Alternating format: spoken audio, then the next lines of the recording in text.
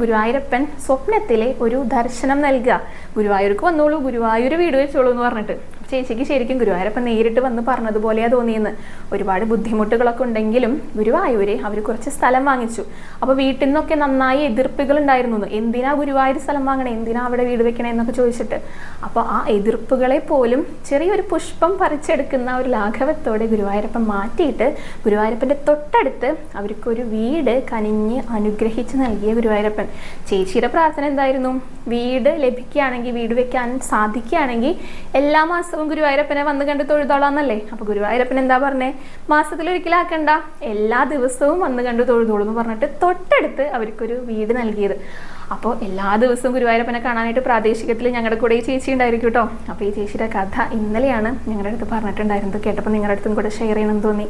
ശരിക്കും നമ്മുടെ ഗുരുവായൂരപ്പൻ ഇങ്ങനെയാണ് കേട്ടോ. നമ്മൾ എത്രത്തോളം വിശ്വാസത്തോടു കൂടി ഭഗവാനിൽ സമർപ്പിക്കും